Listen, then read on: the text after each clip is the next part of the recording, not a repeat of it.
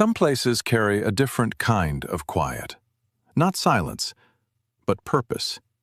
It's the kind of quiet shaped by responsibility, by people who arrive before sunrise and leave long after the world outside has slowed down.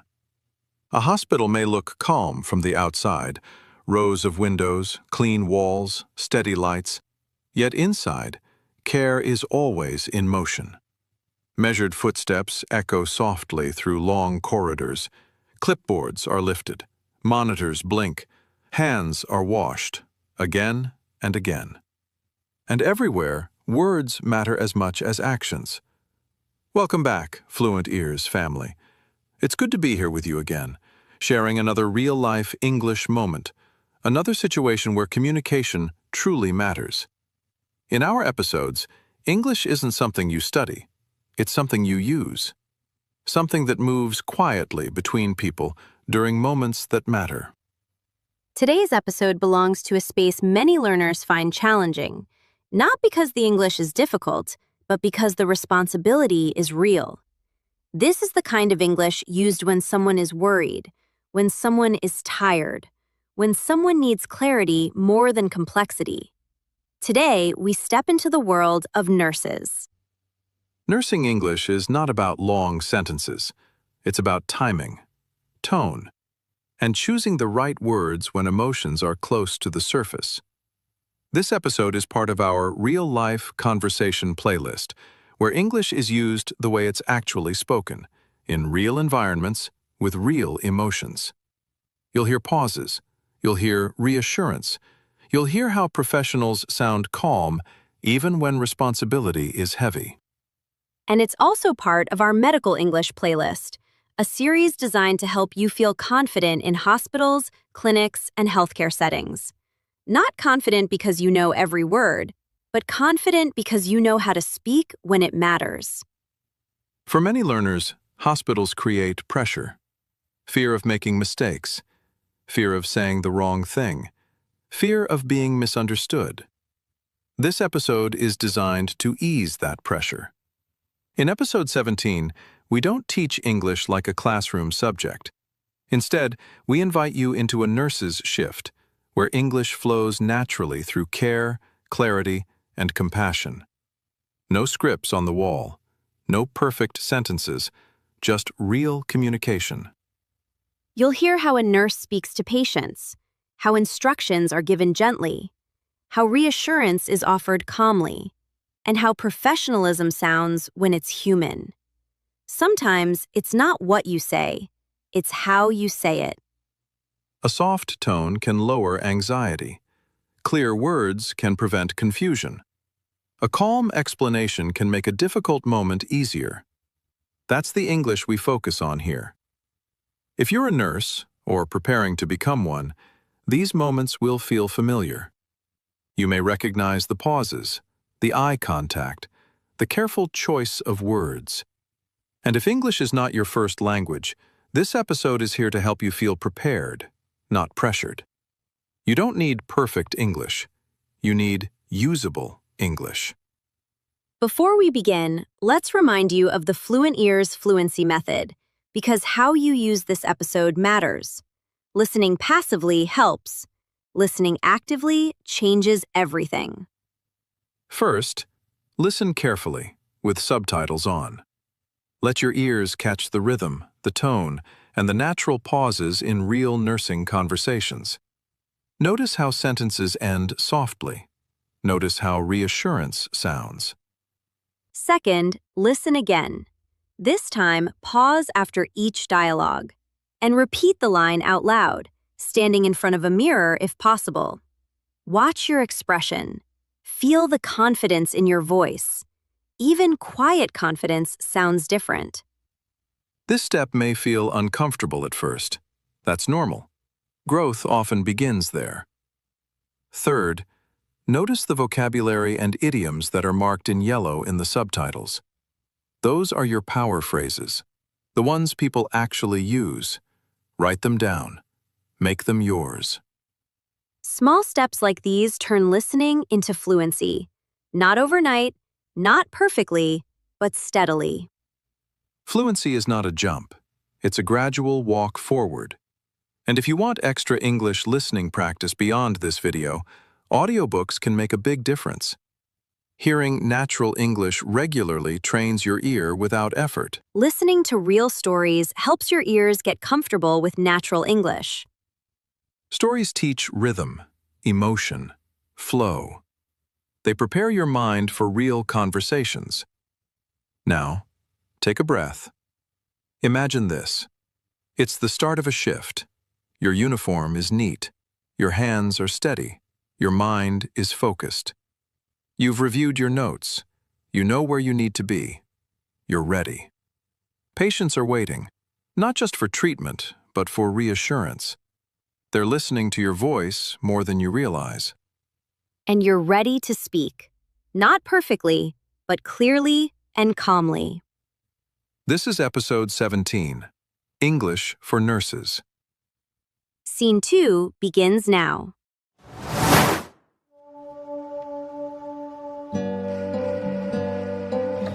Morning light slips through the long corridor windows, stretching across the polished floor like a quiet promise.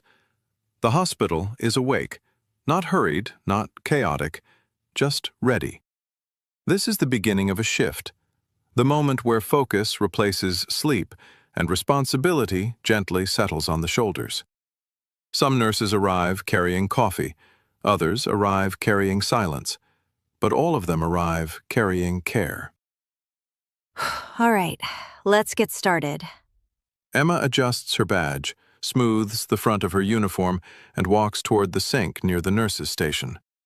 Water runs, soap lathers, hands move with practiced precision. Clean hands are the first promise of the day. She checks the duty board near the nurses' station, room numbers, patient names, notes from the night shift. No surprises, no emergencies, just responsibility, written neatly in black ink. Good morning, Emma. Good morning. How was the commute today? Quiet, actually. Felt like the city was still asleep. Those are the best mornings. The exchange is brief but grounding. Simple words, shared routine. You'll be looking after Mr. Thomas today. He was admitted late last night for breathing issues. All right. Any changes overnight? He stabilized after oxygen support. Still anxious, though. I'll check on him first.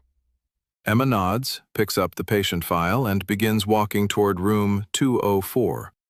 Her steps are unhurried, her posture relaxed, her attention already focused ahead. A nurse's walk is different. It's not rushed, but it's never careless. She pauses outside the door, not because she has to, because she chooses to. A small pause, a steady breath. Then she knocks gently. Good morning, Mr. Thomas. Good morning.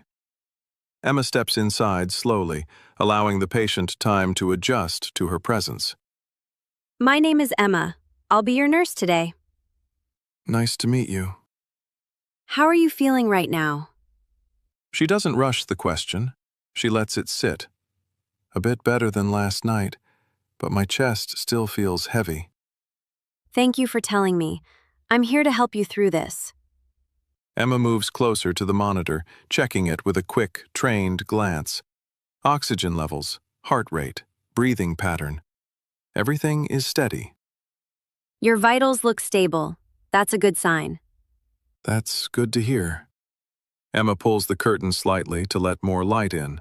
The room feels warmer, less clinical. Did you get any rest last night? A little. The machines make it hard to sleep. They do, but they're here to keep an eye on you so you don't have to. The patient nods, reassured. Nurse, the doctor mentioned my smoking might be part of the problem. Yes, smoking can definitely affect breathing over time. Emma pulls a chair closer and sits at eye level, not standing over him, not rushing the moment. I've been smoking for years. I know it's bad, but it's hard to stop. I understand. Breaking a habit like that isn't easy. She pauses, choosing her words carefully. The doctor may suggest trying to kick the habit. Kick the habit? Yes, it simply means stopping something you've been doing regularly, especially something that harms your health. Not overnight, not perfectly, just gradually, with support. Notice how naturally the explanation flows. No pressure, no lecture, just clarity. That sounds less scary when you explain it like that. That's the idea. You don't have to do it alone. Emma adjusts the bedsheet slightly and makes sure the call button is within reach. For now, let's focus on your breathing and comfort. We'll take everything one step at a time. Thank you, nurse. You're welcome. I'll check on you again shortly. Emma steps out quietly and closes the door behind her. The shift has truly begun. One patient reassured, one conversation complete, and already English is doing what it's meant to do: support, explain, and calm. Scene 3 begins next.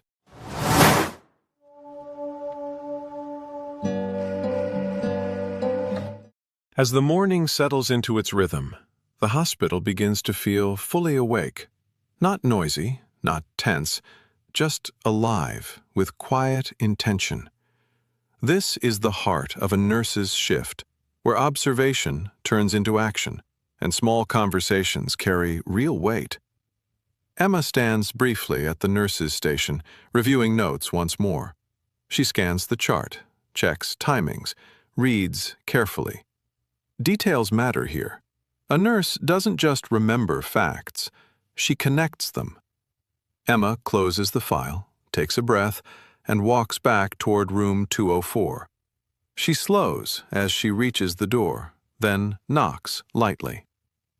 Mr. Thomas? Yes? It's Emma again. May I come in? Of course.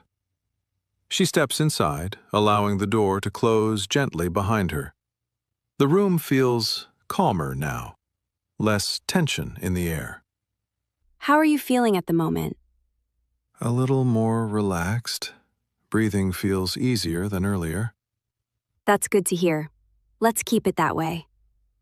Emma moves toward the oxygen flow meter, adjusts it slightly, then watches the monitor for a few seconds.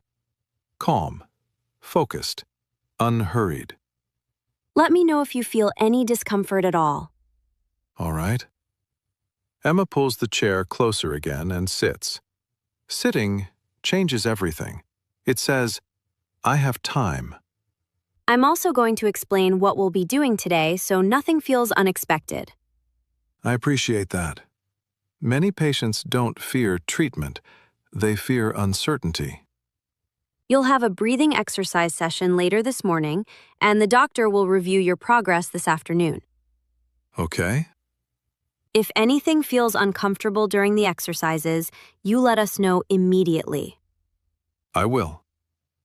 Emma nods, making a quick note on the chart. The good part is, this ward is the best place for recovery right now. What do you mean? Think of it as a happy hunting ground for healing. A happy hunting ground? Yes, it's an expression people use to describe a place where everything you need is available. Here, you have doctors, nurses, equipment, and care, all focused on one goal: helping you recover. Happy hunting ground. A place full of opportunity or resources. Here, it doesn't sound dramatic. It sounds reassuring. I like that way of thinking about it. Most patients do. It helps them feel less anxious. Emma reaches for a small cup of water and holds it out carefully. Please take a few sips. Thank you. How does that feel? Better. My throat was dry. Good. Staying hydrated helps more than people realize. She smiles gently, then continues. You're doing well. Progress doesn't have to be fast, it just has to be steady. That makes sense. Emma updates the chart again, then pauses before standing. She doesn't rush the moment. If you need anything, press the call button. I'm nearby. I will. Thank you for explaining everything so clearly. You're welcome. Emma steps back into the corridor. She exhales quietly. Clear communication doesn't just help patients. It helps nurses, too. It reduces tension. It builds trust. Many learners understand English when they listen, but still feel unsure when they speak or write. Small grammar mistakes can quietly reduce confidence. That's why tools can help. Because confidence grows faster when clarity supports it. Back in the corridor, Emma checks the next room number on her list. Another patient, another conversation, another chance to make someone feel safe. She straightens her shoulders and moves forward. The shift continues, and so does the learning. Scene 4 begins next.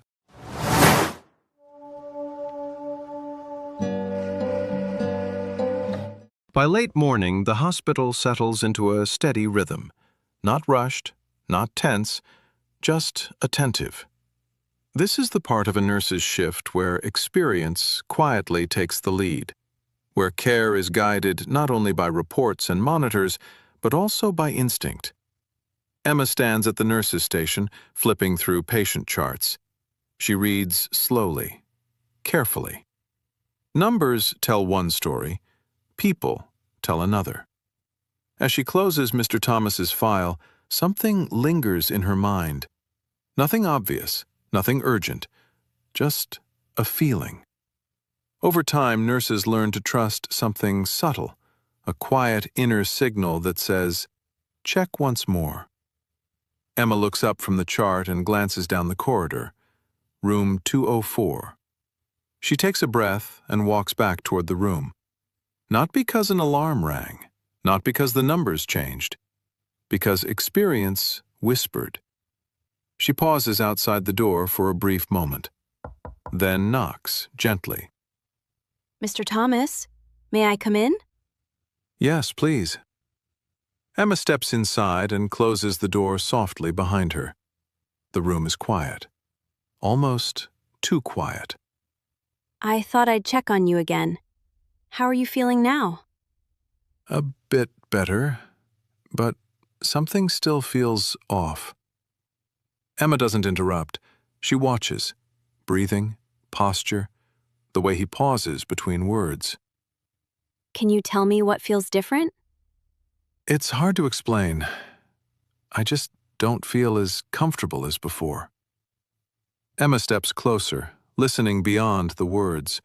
She notices the slight tension in his shoulders, the shallow rise of his chest. I had a gut feeling I should come back and see you. A gut feeling. Yes, it means an inner sense, a feeling you get based on experience, even before the machines show anything. Sometimes our instincts notice small changes early. A gut feeling. An instinct formed through experience. Here it doesn't sound emotional or uncertain. It sounds responsible. I'm glad you trusted that feeling. So am I. Emma checks the oxygen level again, adjusts it slightly, then gently lifts the pillow. Let's make you a little more comfortable. Thank you. She lowers her voice, slowing her pace. Let's do a few breathing exercises together. All right? Breathe in slowly, hold for a moment, and breathe out gently. She mirrors the rhythm herself, making sure he doesn't feel rushed. Good, just like that. That actually helps me feel calmer. Good. A relaxed body heals better. Emma stays silent for a few seconds, allowing the calm to settle. Silence, too, can be care. She notes the response in the chart and looks back at him. If anything feels different, even slightly, please press the call button. I will. Thank you for coming back. That's what I'm here for. Emma gives a small nod and steps toward the door. Before leaving, she pauses. You're doing better than you think. That's good to hear. She leaves the room quietly. Out in the corridor, Emma takes a slow breath. Moments like this define nursing. Not dramatic rescues, not loud victories, just presence, attention, and trusting experience. Scene 5 begins next.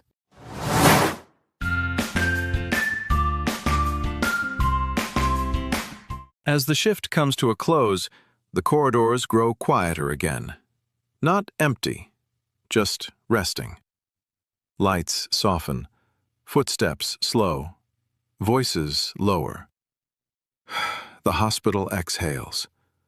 Moments of care linger in the air. A steady voice, a reassuring explanation, a patient who feels less afraid than before. These moments don't appear on charts.